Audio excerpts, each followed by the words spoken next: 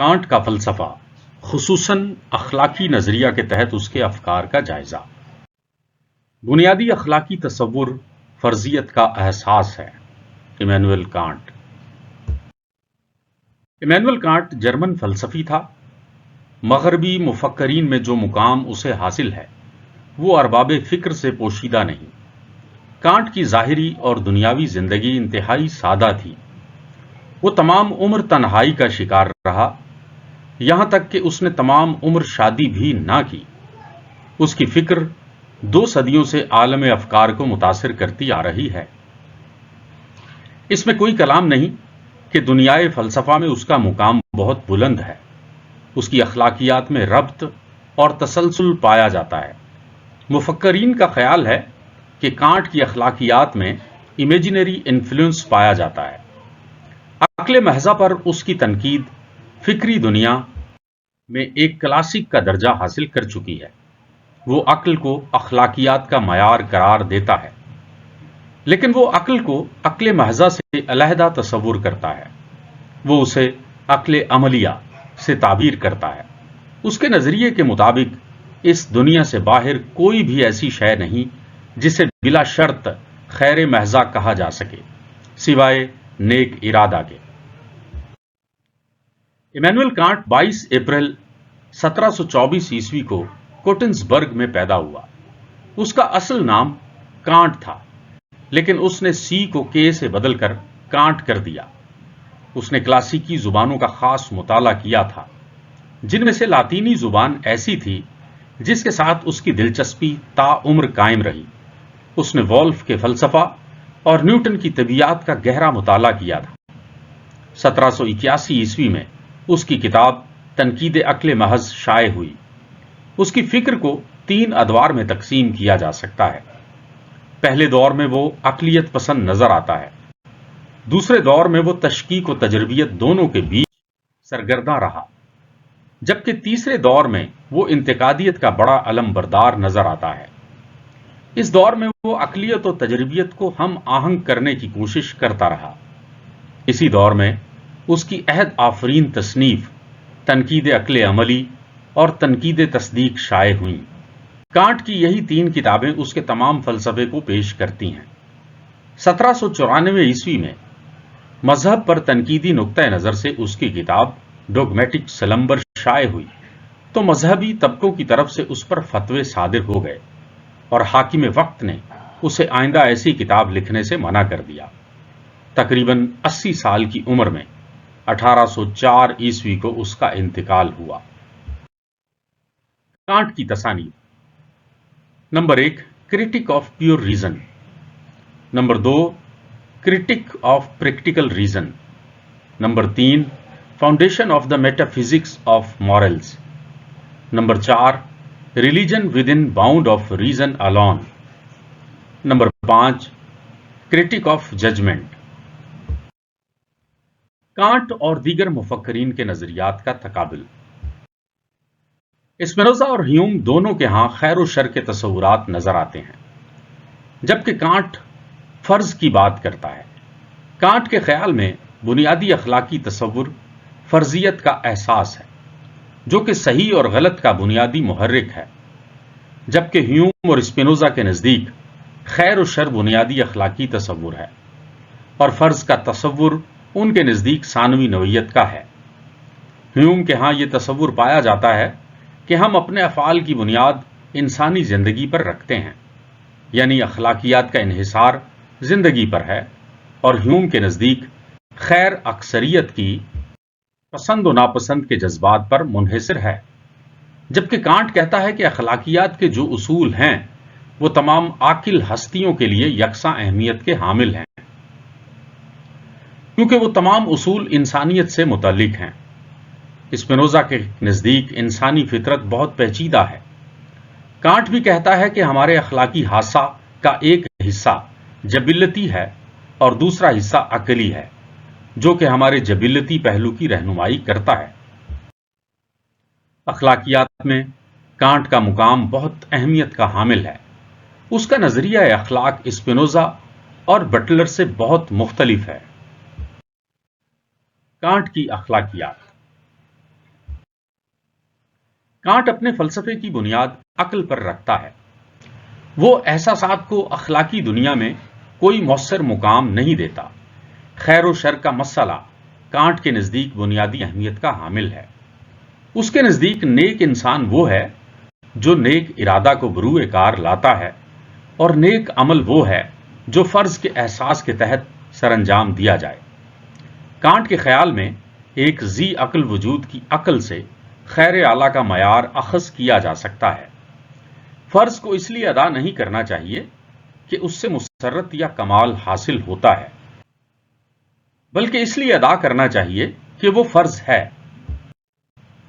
Can't کا مشہور مقولہ ہے کہ فرض کی انجام دہی فرض کی خاطر ہونی چاہیے، یعنی وہی فعل اخلاقی فعل کا درجہ حاصل کر سکتا ہے جسے فرض سمجھ کر کیا جائے۔ مسرت کے حصول کی خاطر کیا گیا عمل اخلاقی عمل نہیں کہلا سکتا۔ ماں کا بچے کو پالنا فرض ہے، لیکن اگر وہ حصول مسرت کے لیے بچے کی پرورش کرے تو کانٹ کے نزدیک یہ اخلاقی قدر سے عاری فعل ہوگا۔ جس طرح سچ بولنا ہمارا فرض ہے، اور فرض سمجھ کر ہی سچ بولنا چاہیے کہ ہمیں اس سے مسرت یا کمال کا حصول ہوگا، یا ہمیں اس سے کوئی دنیاوی کامیابی حاصل ہوگی۔ کانٹ اپنی اخلاقیات کو مندرجہ ذیل 6 قضایا کی مدد سے واضح کرتا ہے۔ نمبر 1، نیک ارادہ کے سوا کوئی چیز بھی فی نفسہ ہی خیر نہیں۔ نمبر 2، نیک ارادہ عادتاً نیکی کا انتخاب کرتا ہے۔ نمبر 3، فعل کے صائب ہونے کا تعلق اس کے نتائج سے نہیں بلکہ اس کے محرک پر ہے۔ نمبر 4، محرک یا نیت کے درست ہونے کے لیے معیار کیا ہے۔ نمبر 5، نیک عمل کسی مقصد یا مسرت کے لیے نہیں ہوتا بلکہ یہ ہمیشہ اپنی ذات میں واجب العمل ہوتا ہے۔ نمبر 6، نیک عمل وہ ہے جو امر مطلق کے تحت انجام دیا جائے۔ پہلا قضیہ، نیک ارادہ کے سوا کوئی چیز بھی فی نفسہ ہی خیر نہیں۔ کانٹ کہتا ہے نیک ارادہ کے سوا کوئی چیز بھی فی نفسہ ہی خیر نہیں۔ کانٹ کے نظریہ اخلاق کا بنیادی پتھر نیک ارادہ ہے۔ اس کی اخلاقیات کی عمارت اسی بنیادی پتھر پر استوار ہے۔ اس کے نزدیک خیر و شر کا معیار نہ تو افعال کے نتائج ہیں اور نہ ہی دنیائے حیات کے عقلی تجارب خیر و شر کے متعلق کوئی یقینی معلومات پہنچا سکتے ہیں۔ خیر محض نیک ارادہ کا نام ہے۔ اس کی 2 اقسام ہیں۔ نمبر 1، خواہش۔ نمبر 2، خیر۔ یہاں سوال پیدا ہوتا ہے کہ ارادہ سے کیا مراد ہے اور نیک ارادہ کسے کہتے ہیں۔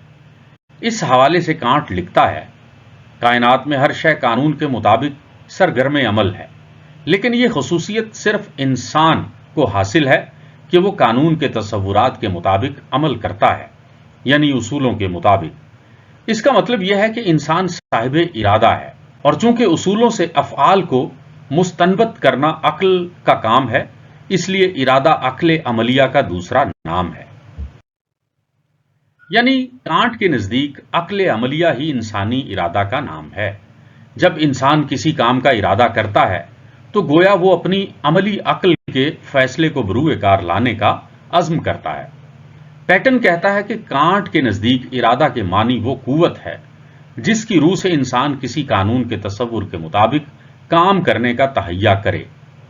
نیک ارادہ کانٹ کے نزدیک وہ ارادہ ہے جو کسی کام کو صرف اس لیے کرتا ہے کہ اس کا کرنا فرض ہے، یعنی ہر قسم کے افادی تصور سے بے نیاز ہو کر فرض کو محض فرض سمجھ کر ادا کرنا نیک ارادہ ہے۔ کانٹ کہتا ہے کہ جس عمل میں ذرہ برابر بھی صلہ یا معاوضہ کی امید ہو، خواہ وہ کام کتنا ہی نیک کیوں نہ ہو، وہ عمل عمل خیر نہیں رہتا۔ کانٹ کے نزدیک فی نفسہ ہی خیر ارادہ یا نیت کے ساتھ وابستہ ہے۔ مثلا خوشی کا تصور، اگر خوشی کے تصور کے ساتھ اچھی نیت نہ ہو تو آپ خوشی کو غلط طریقے سے استعمال کریں گے۔ نیک ارادہ کے سوا کوئی شے فی نفسہ ہی خیر نہیں۔ دوسری اشیاء اس صورت میں خیر ہوں گی جبکہ ان کا صحیح استعمال کیا جائے، مگر نیک ارادہ فی نفسہ ہی خیر ہے۔ کانٹ کہتا ہے کہ بجز نیک ارادہ کے دنیا بھر میں بلکہ دنیا سے باہر بھی کوئی ایسی شے نہیں جس کو علل اطلاق بلا کسی قدر و شرط کے اچھا کہا جا سکے۔ اس ضمن میں ایک جگہ کانٹ کہتا ہے کہ نیک ارادہ ہر حال میں بلا کسی شرط کے نیک ہے۔ کانٹ یہ ثابت کرنا چاہتا ہے کہ خوشی اور ذہانت جو فی نفسہ ہی اچھی سمجھی جاتی ہیں، یہ ناکارہ ہو سکتی ہیں، اور یہ اس صورت میں ہے کہ جب ان کے پیچھے نیک ارادہ کار فرما نہیں ہوتا۔ اس لیے نیک ارادہ ہر نیک عمل کا لازمی حصہ ہے، یعنی نیک نیت یا نیک ارادہ بغیر کسی خیر کے نیک ہوتا ہے۔ مسرت اور ذہانت جن کو لوگ فی نفسہ ہی خیر کہتے ہیں، جب تک ان کے ساتھ نیک ارادہ نہ ہو تو یہ شر کا باعث بھی ہو سکتی ہیں۔ براڈ اس پر تنقید کرتے ہوئے کہتا ہے کہ صرف نیک نیت کا خیر ہونا ایک کلی تصور تو ہو سکتا ہے، مثلا اگر آپ کے پاس صرف نیک ارادہ ہو تو اس کی کوئی حیثیت نہ ہوگی، لیکن اگر آپ کے پاس نیک ارادہ کے ساتھ ساتھ دولت بھی ہو تو یہ ارادہ قدر و قیمت کا حامل ہوگا۔ دوسرا قضیہ، نیک ارادہ عادتاً نیکی کا انتخاب کرتا ہے۔ نیک ارادہ عادتاً نیکی کا انتخاب کرتا ہے اور نیکی کا ارادہ رکھتا ہے، یعنی نیک ارادہ وہ ہے جس میں نیک نیت مستقلاً پائی جائے اور آپ اکثر اوقات نیک نیت ہی کے تحت عمل کریں۔ تیسرا قضیہ، فعل کے صائب ہونے کا تعلق اس کے نتائج سے نہیں بلکہ اس کے محرک سے ہے۔ فعل کے نیک ہونے کا تعلق اس کے نتائج سے نہیں بلکہ محرک سے ہے۔ جس کا محرک درست ہوگا وہ فعل بھی درست ہوگا، جس کا محرک برا ہوگا وہ فعل بھی برا ہی ہوگا، خواہ وہ اچھے نتائج ہی کیوں نہ پیدا کرے۔ نیک ارادے میں نتائج کو مد نظر نہیں رکھا جاتا اور نتیجے کے اچھا یا برا ہونے کا نیک ارادہ پر کوئی اثر نہیں پڑتا، کیونکہ نیک ارادہ تو فی نفسہ ہی خیر ہے۔ اگر آپ کے اندر کسی فعل کی تحریک پیدا ہوئی ہے اور اس کا محرک نیک ہے تو پھر وہ فعل بھی کانٹ کے نزدیک فی نفسہ ہی خیر ہوگا۔ مثلا ہم بعض اوقات کسی کی مدد کرنا چاہتے ہیں لیکن ہمارے پاس وسائل نہیں ہوتے۔ کانٹ اس مدد کرنے کے ارادے کو بھی قدر کا درجہ دیتا ہے، کیونکہ اس کے خیال میں اس کا انحصار محرک پر ہے۔ چوتھا قضیہ، محرک یا نیت کے درست ہونے کے لیے معیار کیا ہے؟ محرک یا نیت کے نیک ہونے پر کانٹ ایک سوالیہ انداز اختیار کرتا ہے کہ اس کے لیے ہمارے پاس معیار کیا ہے۔ اس سلسلے میں وہ افعال کی دو اقسام بیان کرتا ہے۔ نمبر 1 جذباتی فعل، نمبر 2 اصولی فعل۔ پہلی قسم کے افعال کا انحصار جذبات پر ہے اور دوسری قسم کے افعال کا دار و مدار اصول پر ہے۔ مثال کے طور پر ہم کسی شخص کو درد سے کراہتا ہوا دیکھتے ہیں تو ہمارا دل رحم سے پسیج جاتا ہے اور ہم اس کی کافی مدد کر دیتے ہیں۔ ہمارا یہ فعل جذباتی ہے۔ دوسری صورت میں ایک شخص کسی خیراتی ادارے کو خیرات دیتا ہے، اس کا اس سے کوئی ذاتی یا جذباتی تعلق نہیں ہوتا بلکہ وہ ایک اصول کی بنا پر ایسا کرتا ہے۔ کانٹ کے نزدیک فعل کا انحصار جذبات کی بجائے اصول پر ہونا چاہیے، کیونکہ اگر فعل کا انحصار اصول پر ہو تو خواہ جذبات ابھریں یا نہ ابھریں، ہر حالت میں دکھی انسان کی مدد کرنی ہوگی۔ کانٹ یہی کہنا چاہتا ہے کہ جذبات کا پیدا ہونا کوئی یقینی امر نہیں، اس لیے اگر انہیں افعال کی بنیاد بنایا جائے تو اعمال کبھی تو ٹھیک طور پر وقوع پذیر ہوں گے اور کبھی ٹھیک طور پر وقوع پذیر نہیں ہوں گے۔ اصولوں کو چونکہ استمراری حیثیت حاصل ہے، اس لیے جو کام اصول کے تحت سر انجام دیا جائے وہ ہر حال میں ایک جیسی حیثیت کا حامل رہے گا۔ کانٹ کے خیال میں کوئی عمل تب تک صحیح نہیں ہو سکتا جب تک وہ کسی عمومی اصول کے تحت نہ کیا جائے، اور عمومی اصول سے اس کی مراد ایسا اصول ہے جس کا اطلاق معاشرے کے تمام افراد پر ہوتا ہے۔ یہ اصول عالمگیر حیثیت کا حامل ہوگا۔ پانچواں قضیہ، نیک عمل کسی مقصد یا مسرت کے لیے نہیں بلکہ یہ ہمیشہ اپنی ذات میں واجب العمل ہوتا ہے۔ یہ کانٹ کی اخلاقیات کا بنیادی تصور ہے اور اس کا نظریہ اخلاق اس امر کی توضیح و تفسیر ہے۔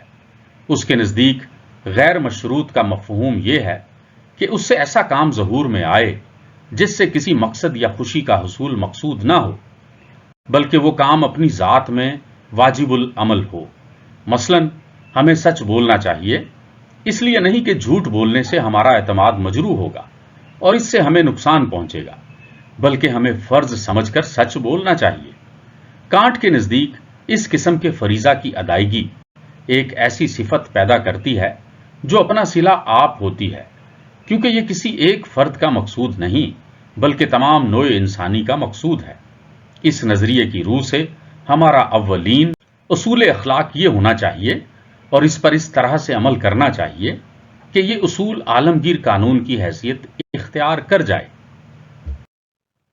چھٹا قضیہ، نیک عمل وہ ہے جو امر مطلق کے تحت انجام دیا جائے۔ کانٹ کا خیال یہ ہے کہ صحیح انسانی فعل وہ ہے جو حکم مطلق کے تحت سر انجام دیا جائے۔ یہاں سوال یہ پیدا ہوتا ہے کہ اس کا مافیہ یعنی کانٹینٹ کیا ہے؟ جس طرح منطق یہ بتاتی ہے کہ فلاں اصولوں پر عمل کر کے آپ دو قضایا سے فلاں نتیجہ اخذ کر سکتے ہیں، اسی طرح اخلاقیات میں اس سے مراد یہ ہے کہ وہ بات جو ہم اپنے لیے پسند کرتے ہیں وہی دوسروں کے لیے بھی پسند کریں، یعنی اس قانون کو عالمگیر ہونا چاہیے۔ یہ ایک باقاعدہ خصوصیت یا وصف ہے۔ کانٹ فی نفسہ ہی خیر کو ارادہ کی مدد سے واضح کرتا ہے۔ اس کا خیال ہے کہ اس کو ہر حال میں مد نظر رکھنا چاہیے، کسی عمل کو صرف عادتاً نہیں اپنانا چاہیے۔ کانٹ کے لیے مسئلہ یہ ہے کہ وہ کیا شے ہے جس کی وجہ سے نیک ارادہ خیر قرار پاتا ہے۔ یہ امر قابل ذکر ہے کہ کانٹ ارادہ سے مراد کوئی سرسری خواہش نہیں لیتا، بلکہ ارادہ سے مراد عمل کا قطعی مقصد ہے۔ کانٹ اس کو یوں بیان کرتا ہے، نیک ارادہ کی انتہائی عام توجیہات میں سے ایک توجیہ یہ ہے کہ ارادہ کرنے کا کوئی عمل اس وقت اچھا ہوتا ہے جب وہ اچھے نتائج کا باعث ہوتا ہے۔ کانٹ کا کہنا ہے کہ کسی ارادہ کے نتائج مختلف حالات میں مختلف ہوتے ہیں، اور نیک ارادہ کے قاعدہ کو نتائج پر مبنی قرار دینے سے وہ قاعدہ مفروضاتی حیثیت اختیار کر جاتا ہے۔ اس بحث سے یہ نتیجہ نکلتا ہے کہ اخلاقی قوانین ہمارے افعال کی مقرون ماہیت کے بارے میں کبھی بھی احکامات صادر نہیں کر سکتے۔ کانٹ کے نزدیک وہ خصوصیت جو ارادی عمل کو صائب بناتی ہے وہ ارادہ کا عقلی اصول پر انجام پانا ہے۔ اس لحاظ سے اخلاقی معیار قانون عقل ہے۔ انسان ذی عقل حیوان ہے اور وہ ایک ایسی کائنات میں زندگی بسر کرتا ہے جس کی تشکیل عقلی اصولوں پر ہوئی ہے۔ کانٹ کہتا ہے کہ کوئی عمل تب تک صائب نہیں ہو سکتا جب تک اس کے صائب ہونے کی وجہ پیش نہ کی جا سکے، یعنی ایسا عمل جسے رحم کے جذبات کے تحت سر انجام دیا جاتا ہے اس کو صائب صرف اسی صورت میں ثابت کیا جا سکتا ہے جب اسے معقول ظاہر کیا جائے۔ کانٹ کے خیال میں کوئی فعل صرف اسی صورت میں صائب ہو سکتا ہے جب کسی معقول محرک کے تحت اس کا ظہور ہوا ہو، لیکن یہ غالباً اس کے اساسی موقف کی مبالغہ آمیز صورت ہے اور یہ ہمارے عام صائب تصورات کے مطابق نہیں۔ مثلاً ہم ان افعال کو صائب سمجھتے ہیں جو رحم کے جذبات کے تحت سر انجام دیے جائیں اور جن کو عقل بھی صائب قرار دیتی ہو۔ اس صورت میں کانٹ یہی دعویٰ کر سکتا ہے کہ کسی فعل کے باعث پیدا ہونے والے مخصوص جذبات کی عدم موجودگی کے باوجود اس فعل کو احساس فرض کے تحت انجام دینا چاہیے۔ اس کے علاوہ کانٹ یہ بھی تسلیم کرتا ہے کہ ارادہ خیر جس اصول پر اپنے افعال کا ارادہ کرتا ہے اس میں نتائج یا حالات کا حوالہ نہیں ہونا چاہیے۔ اس اصول کی روح سے صائب فعل ہر فرد کے لیے یکساں ہوگا۔ کسی فرد کے حالات اور خواہشات کو اگر ہم اس میں دخل اندازی کی اجازت دے دیں تو اس صورت میں کانٹ کا یہ اصول اپنی مطلق حیثیت کو برقرار نہیں رکھ سکے گا۔ کانٹ نے اسی لیے کہا کہ صرف اسی اصول پر عمل کرو جس کے لیے یہ خواہش آپ رکھتے ہوں کہ وہ اصول اخلاق کا عالمگیر اصول بن جائے۔ براڈ یہاں کانٹ کے نظریے پر اعتراض کرتے ہوئے کہتا ہے کہ کانٹ کے اس اصول میں ابہام پایا جاتا ہے۔ تو ارادہ کر سکتا ہے کا مطلب یہ بھی ہو سکتا ہے کہ اپنے ارادے کے نتائج کو ملحوظ رکھنے کے بعد ارادہ کرنا۔ کانٹ کے خیال میں کسی فرد کو یہ حق حاصل نہیں کہ وہ اپنی ذات کو قانون اخلاق کی پابندی سے بری یا مستثنی سمجھے۔ کانٹ دعویٰ کرتا ہے کہ صرف نیک ارادہ ہی وہ شے یا ارادہ ہے جو مطلق اور غیر مشروط طور پر خیر ہے۔ تاہم وہ یہ بھی تسلیم کرتا ہے کہ ایک مکمل طور پر کامل عالم میں نیک ارادہ کے ساتھ ساتھ مسرت کی ایک مناسب مقدار بھی موجود ہوگی۔ کانٹ اخلاق کو ایک اصول یا قانون کا نام دیتا ہے اور وہ اسے اوامر و احکام سے موسوم کرتا ہے۔ وہ ان اوامر و احکام کو دو حصوں میں تقسیم کرتا ہے۔ نمبر 1 احکام مفروضہ، نمبر 2 احکام مطلق۔ احکام مفروضہ مقید اور اضافی ہیں۔ یہ قوانین مشروط ہوتے ہیں۔ یہ مشروط اس لحاظ سے ہیں کہ لوگ ان میں مقاصد کی جستجو کرتے ہیں، اس لیے حصول مسرت کی خاطر جن قوانین کی پابندی کی جائے وہ تمام قوانین احکام مفروضہ کی مثال ہوں گے۔ ان کی پابندی ہر فرد پر لازم نہیں۔ فن تعمیر کے قوانین، معاشیات کے اصول اور سوری منطق کے اصول، یہ سب احکام مفروضہ کی مثالیں ہیں۔ قوانین تعمیر کا اطلاق ان لوگوں پر ہوتا ہے جو خوبصورت عمارت بنانا چاہتے ہیں۔ ہم کہہ سکتے ہیں کہ اگر آپ خوبصورت اور مضبوط عمارت بنانا چاہتے ہیں تو قوانین تعمیر کی پابندی کریں۔ اسی طرح معاشیات کے اصول بھی احکام مفروضہ ہیں۔ ان کا اطلاق صرف ان لوگوں پر ہوتا ہے جو دولت کے حصول کے خواہش مند ہوں۔ یعنی ہم کہہ سکتے ہیں کہ اگر آپ دولت حاصل کرنا چاہتے ہیں تو اصول معاشیات کی پابندی کریں۔ حکم مطلق سے مراد ایسا حکم ہے جس کی پابندی غیر مشروط طور پر ہر فرد پر لازم ہے۔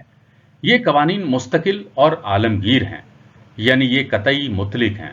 غیر مشروط اصول سے مراد وہ اصول ہے جس کو ہم اس کی اپنی خصوصیات کی بنا پر قبول کرتے ہیں۔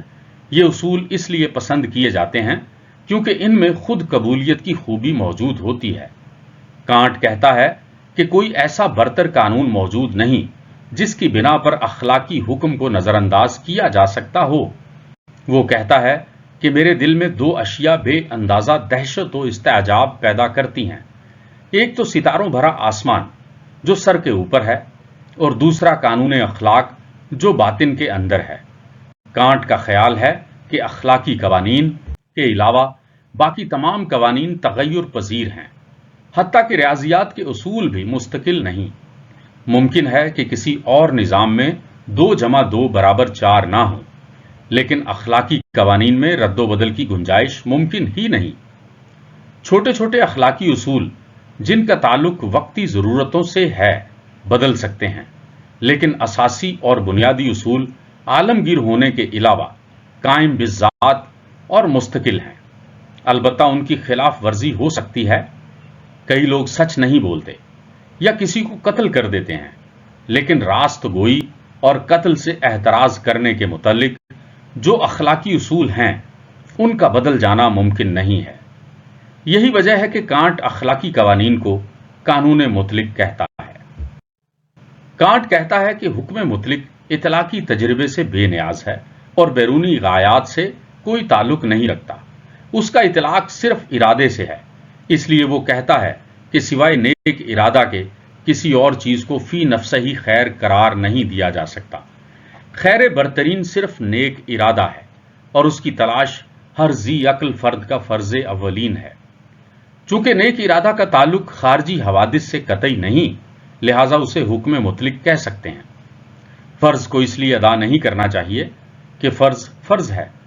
اگر فرض کو کسی غایت کا ذریعہ تسلیم کر کے ادا کیا جائے تو اخلاقی قانون اضافی اور معروضی شکل اختیار کر لیتا ہے۔ کانٹ نے اخلاقی قانون کے نفاذ کی 3 صورتیں بیان کی ہیں اور ان کو مقولوں میں یوں پیش کیا ہے۔ نمبر 1 اس اصول کے مطابق عمل کرو جسے آپ عالمگیر قانون بنانا چاہتے ہو۔ نمبر 2 انسان کو انسان سمجھو اور اسے محض ایک ذریعہ یا وسیلہ خیال نہ کرو۔ نمبر 3 عالم مقاصد کے ایک رکن کی حیثیت سے عمل کرو۔ پہلی صورت اس اصول کے مطابق عمل کرو جسے آپ عالمگیر قانون بنانا چاہتے ہو۔ اس صورت کا منشا یہ ہے کہ جو اصول عالمگیر نہیں بن سکتا وہ اخلاقی قانون کا درجہ بھی حاصل نہیں کر سکتا۔ کسی بھی فعل کو اختیار کرتے وقت یہ مد نظر رکھنا چاہیے کہ کیا ہم کسی ایسے اصول کو اپنا رہے ہیں جسے ہم عالمگیر اصول بنانا مناسب سمجھیں گے۔ ایسا عمل جو تمام افراد کے لیے یکساں طور پر مناسب نہ ہو وہ غلط ہے۔ تمام افراد سے یکساں سلوک کے لیے ضروری ہے کہ میں اپنے افعال سر انجام دیتے وقت یہ پیش نظر رکھوں کہ اگر معاشرے کے دوسرے افراد اس طرح کی صورتحال میں گرفتار ہوتے تو کیسا عمل کرتے۔ بالفاظ دیگر میرے افعال کا قانون ایک عمومی اصول بن جانا چاہیے۔ جو عمل سب کے لیے تجویز نہیں کیا جا سکتا وہ غیر صائب ہے۔ مثلا عہد شکنی کو عقلی طور پر اپنایا نہیں جا سکتا کیونکہ یہ عمل تضاد کو جنم دے گا، جبکہ اس کے مقابلے میں راست گوئی کو عالمگیر حیثیت دی جا سکتی ہے کیونکہ اس عمل سے ہم کسی تضاد کا شکار نہیں ہوتے۔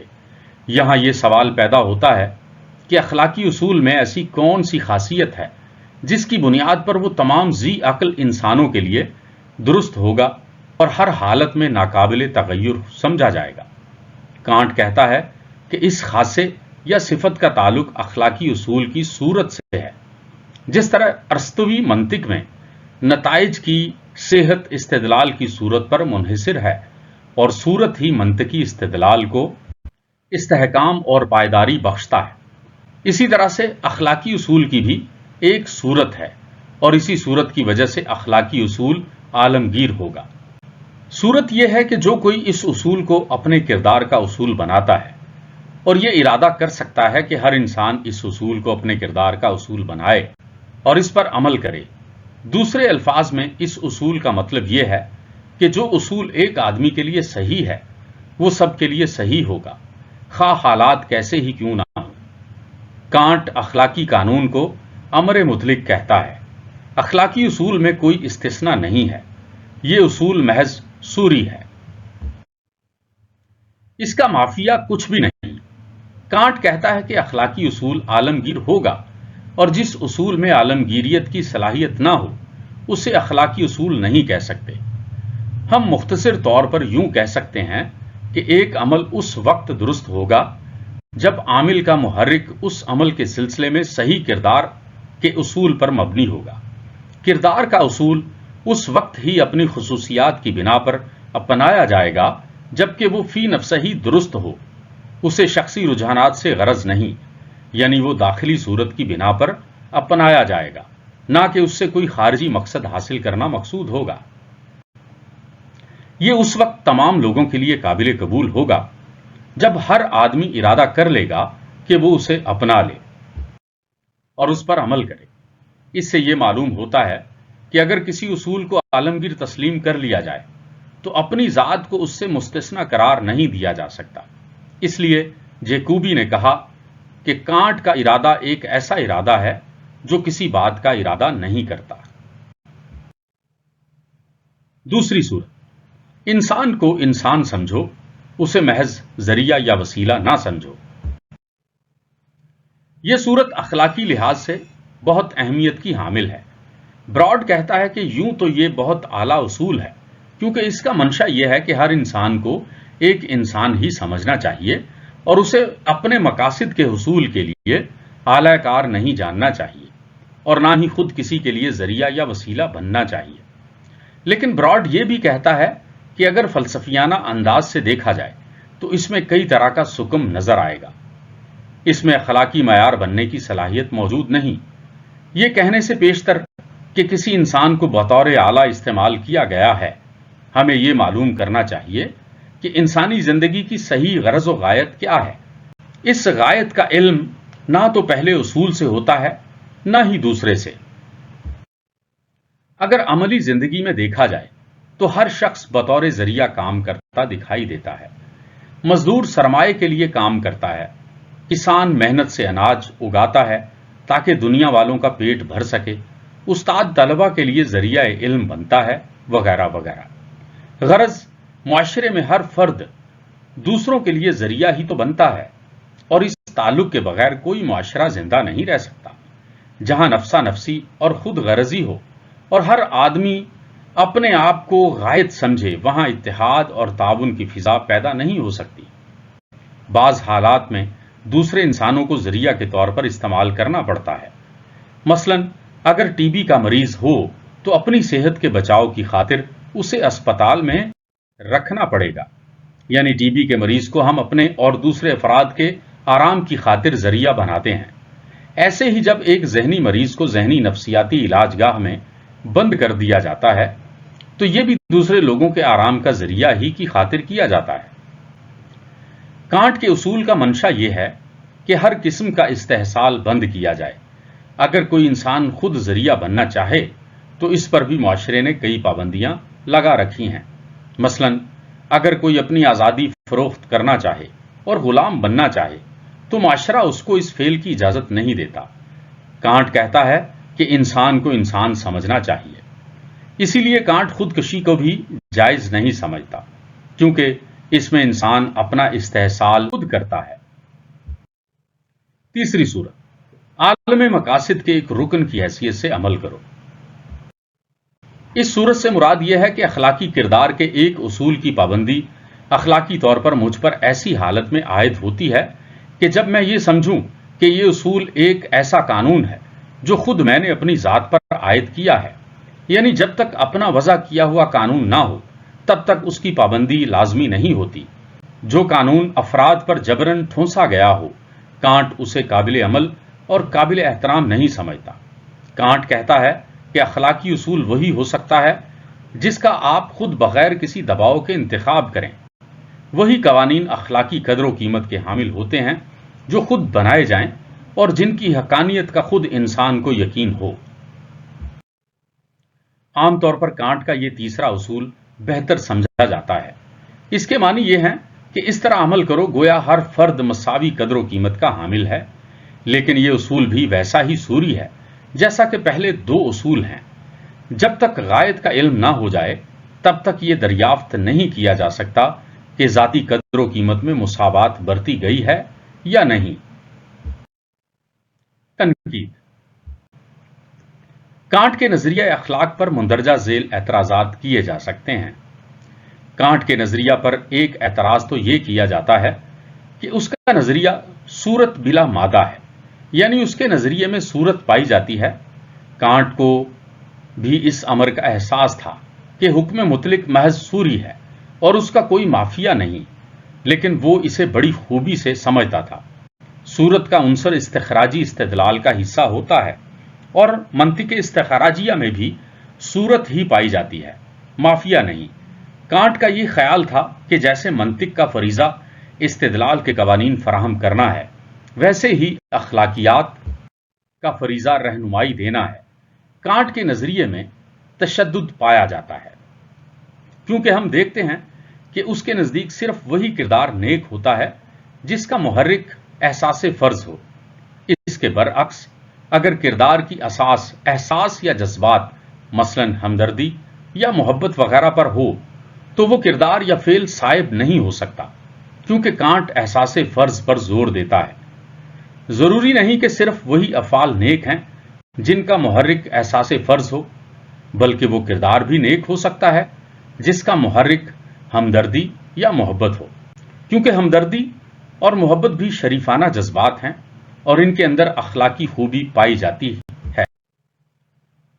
مگر کانٹ کہتا ہے کہ بے شک آپ ہمدردی محسوس کریں یا محبت کے جذبات رکھیں، لیکن جب کوئی کام سر انجام دیں تب محرک صرف اور صرف احساس فرض ہونا چاہیے۔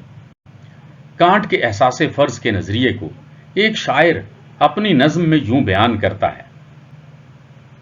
ایک شخص کہتا ہے، میں اپنے دوستوں کی خدمت کرتا ہوں، لیکن اس میں محبت بھی شامل ہوتی ہے، اس لیے مجھے اندیشہ ہے کہ یہ نیکی نہیں، یہی تو اصل چیز ہے، لہٰذا اس کو ترقی دو اور لوگوں سے محبت کی بجائے سخت نفرت کرو، تب کہیں جا کر تم کراہیت کے ساتھ قانون اخلاق کے فرض کو پورا کر سکو گے۔ یہ جواب مبالغہ سے خالی نہیں، لیکن کانٹ کے نظریے کی سختی کو ضرور ظاہر کرتا ہے۔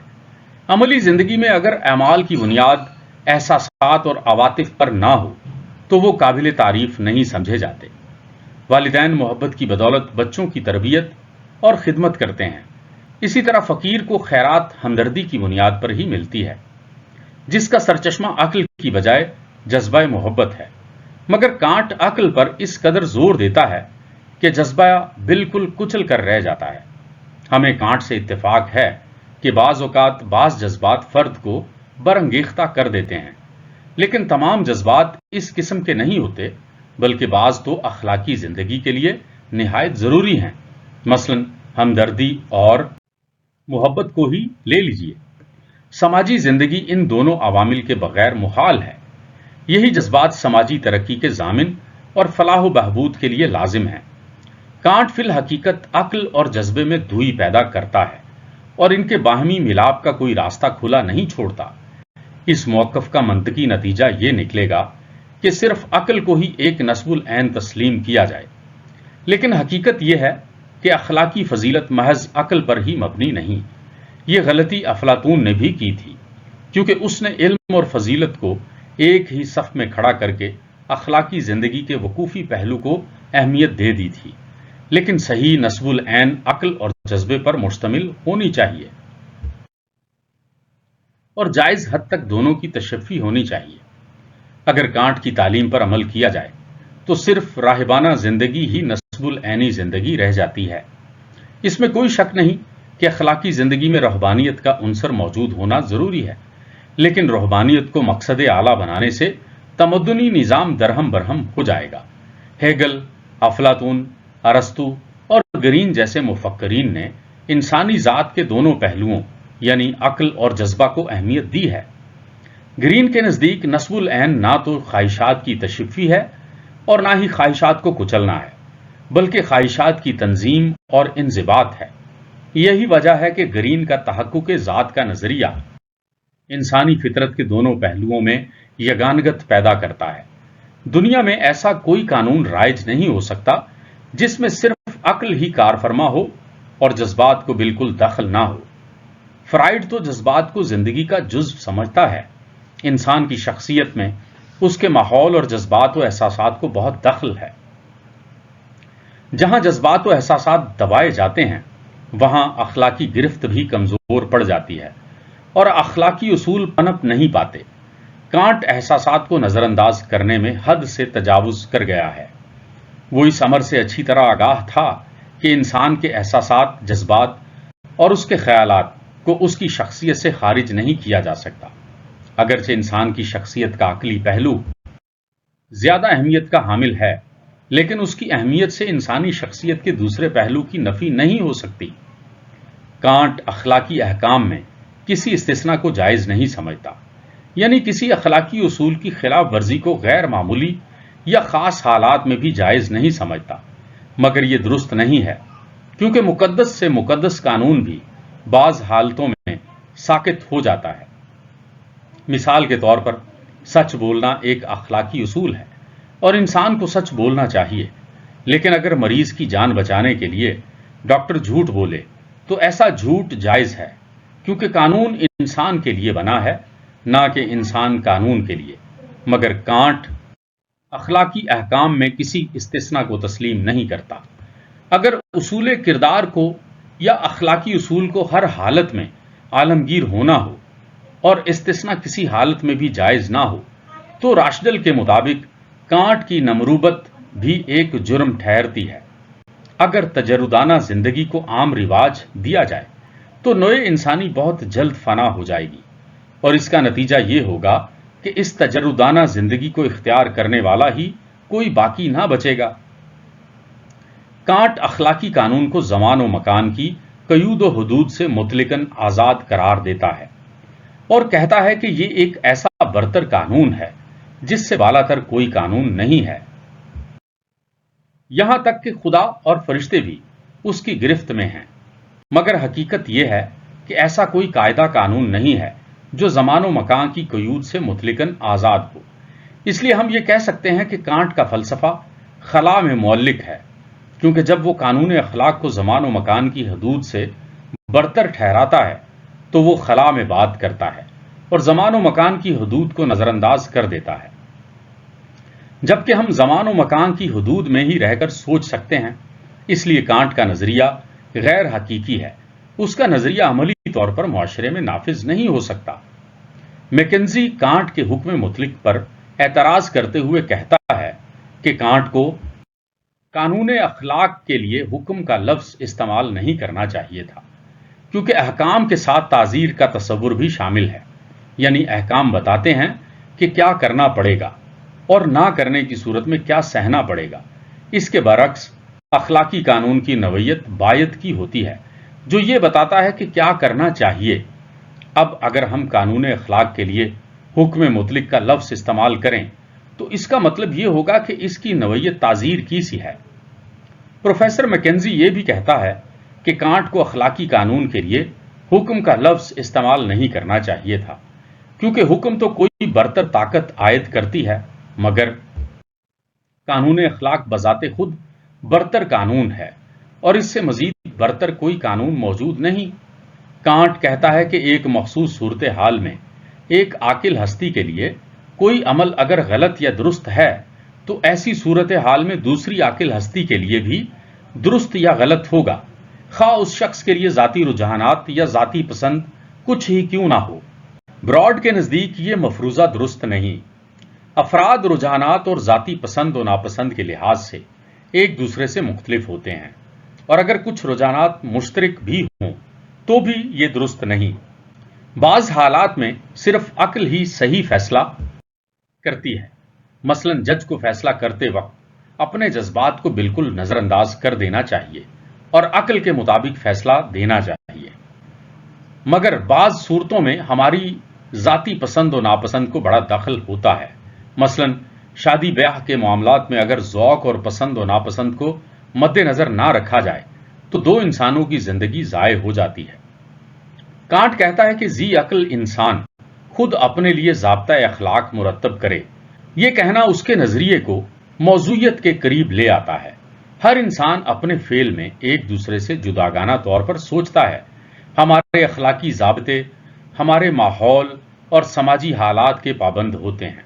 اگر کسی معاشرے میں انسانی گوشت حرام نہیں تو ان کے لیے یہ اخلاقی اصول نہیں بن سکتا کہ انسانی گوشت حرام ہے۔ اس میں کوئی شک نہیں کہ بعض اخلاقی اصول جو افراد کے لیے بطور معیار کام دیتے ہیں وہ احکام مفروضہ نہیں ہوتے، بلکہ احکام مطلق ہوتے ہیں، یعنی یہ غیر مشروط ہوتے ہیں۔ اس لیے یہ کہا جائے گا کہ ان پر عمل کرتے ہوئے افراد کے پیش نظر نتائج نہیں ہوتے۔ مثلا انسان جھوٹ نہیں بولتا کیونکہ وہ اسے اخلاقی اصول تسلیم کرتا ہے، وہ اس امر کی پرواہ نہیں کرتا کہ سچ بولنے کے کیا نتائج نکلیں گے۔ براڈ کہتا ہے کہ اس حد تک کانٹ کے نظریے میں صداقت موجود ہے، لیکن وہ کہتا ہے کہ اس کا مطلب یہ نہیں کہ جو اخلاقی اصول اب مطلق حیثیت اختیار کر گئے ہیں وہ پہلے کسی وقت میں احکام مفروضہ نہیں رہے۔ مثلا لوگ جھوٹ نہیں بولتے کیونکہ اس کے نتائج بھی اچھے نہیں ہوتے۔ اگر نتائج اچھے نہ ہوں اور پھر بھی اصول کی پیروی کی جائے تو یہ اصول مفروضہ ہوگا۔ براڈ کہتا ہے کہ شروع میں تو کئی اصول مفروضہ ہوتے ہیں، یعنی نتائج کی بنا پر ان کو اپنایا جاتا ہے، لیکن بعد میں نتائج کا خیال ذہن سے نکل جاتا ہے اور یہی قانون احکام مطلق کی حیثیت اختیار کر جاتا ہے۔ کانٹ کہتا ہے کہ جو شے ایک ذی عقل ہستی کے لیے صحیح یا غلط ہو، سب ذی عقل ہستیوں کے لیے صحیح یا غلط ہوگی۔ کیا اس سے یہ نتیجہ نہیں نکلے گا کہ اخلاقی قوانین مطلق ہیں؟ براڈ کہتا ہے کہ اس سے یہ نتیجہ نہیں نکلتا۔ اس سلسلے میں براڈ دو سوالات اٹھاتا ہے۔ نمبر ایک، کیا کوئی ایسا مقصد ہے جس کو ذی عقل ہستی کے لیے ضروری قرار دیں، یعنی جو انسان کے ذی عقل ہونے کی وجہ سے یہ فیصلہ کر سکے کہ یہ ضروری یا مستحسن ہے؟ براڈ کہتا ہے کہ محض عقل کے تصور سے اخلاق کا تصور نہیں نکلتا۔ ذی عقل وجود کا تصور تو ایسی ہستی کی نشاندہی کرتا ہے جو تصورات کے درمیان ضروری اور ناگزیر رشتے قائم کر سکے، جو استخراجی اور احتمالی نتائج نکال سکے اور اسے قبل تجربی تصورات کی حیثیت دے سکے۔ لہذا براڈ کہتا ہے کہ محض عقل کے تجربے سے اخلاقی حکم اخذ نہیں کیا جا سکتا۔ براڈ کہتا ہے کہ کانٹ کا یہ موقف کہ عقلیت سے انسان کا تصور نکلتا ہے غلط ہے، عقلیت سے تو صرف یہ پتا چلتا ہے کہ انسان نتائج اخذ کر سکتا ہے، انسان تصورات کے درمیان ضروری رشتے قائم کر سکتا ہے اور قبل تجربی تصورات کی تشکیل کر سکتا ہے۔ اخلاق کا اس میں کہیں ذکر موجود نہیں، البتہ اخلاقی تصورات میں ضروری رشتے موجود ہوں تو عقل انہیں تلاش کر لے گی۔ یہاں سوال یہ پیدا ہوتا ہے کہ مطلق اصولوں کا معیار کیا ہے؟ کانٹ کہتا ہے کہ معیار صرف اتنا ہے کہ انہیں عقل کے تصور سے اخذ کیا جا سکتا ہے۔ ایک اور اصول جو کہ استخراجی منطق کی جان ہے، اسے کانٹ نے اخلاقیات کا اصول بنا دیا ہے۔ وہ اصول عدم تضاد ہے۔ تضاد منطقی اعتبار سے غلطی کی نشاندہی کرتا ہے اور عدم تضاد صحت کی غلطی کی نشاندہی کرتا ہے۔ کانٹ کہتا ہے کہ صرف وہی اصول صحیح ہوگا جو تضاد سے بچا ہوا ہو۔ عدم تضاد کا اصول منطقی اصول ہے، اس سے یہ معلوم ہوگا کہ کب غلطی ہوئی، لیکن یہ صحت کا اصول نہیں، یعنی تضاد کی موجودگی میں غلطی کا احساس ہوگا، اور اگر تضاد نہ ہو تو اس سے اصول صحیح نہیں ہو سکتا۔ کانٹ نے دیگر تصوریت پسند فلسفیوں کی طرح تضاد کے اصول کو، جو کہ نفی کا اصول ہے، مثبت بنانے کی کوشش کی ہے، اور یہ غلط ہے۔ مثلا اگر یہ کہا جائے کہ تمام انسان بندر ہیں تو اس جملے میں کوئی تضاد نہیں، لیکن عدم تضاد سے ہر جملہ صحت کا حامل نہیں ہو سکتا۔ براڈ کہتا ہے کہ اخلاقی صحت میں موزونیت کا پہلو موجود ہوتا ہے، یعنی ہر شے موقع اور محل کے مناسب و موزوں ہے۔ موقع کی نزاکت دیکھ کر اخلاقی فعل کی صحت کا حکم لگایا جاتا ہے۔ مثلا جو رویہ بچوں کے لیے جائز ہوگا وہ بڑوں کے لیے جائز نہیں ہو سکتا، کیونکہ حالات مختلف ہو سکتے ہیں، تقاضے مختلف ہو سکتے ہیں۔ براڈ کہتا ہے کہ موزونیت کا تجزیہ ممکن نہیں، لیکن اخلاقی حکم مانتے ہوئے اس پہلو کو نظر انداز نہیں کیا جا سکتا، لہذا صرف عدم تضاد کا اصول جو سوری ہے یہاں کام نہیں دے گا۔ اگر کسی اصول کو عالمگیر بنا دینے سے اس کی نفی ہو جائے تو ایسا اصول فضول ہوگا۔ اگر کہا جائے کہ ہر شخص کو خیرات دینی چاہیے تو پھر خیرات لینے والا کوئی نہ رہے گا، کیونکہ ہر شخص تو خیرات دینے والا بن جائے گا۔ کانٹ پر ایک اعتراض یہ بھی کیا جا سکتا ہے کہ اس نے قانون اخلاق کی ایک شکل یہ بیان کی ہے کہ ترسیل اصول کے مطابق عمل کرو، یعنی ایسے اصول پر عمل کرو جس کے متعلق تم چاہتے ہو کہ وہ عالمگیر اصول بن جائے۔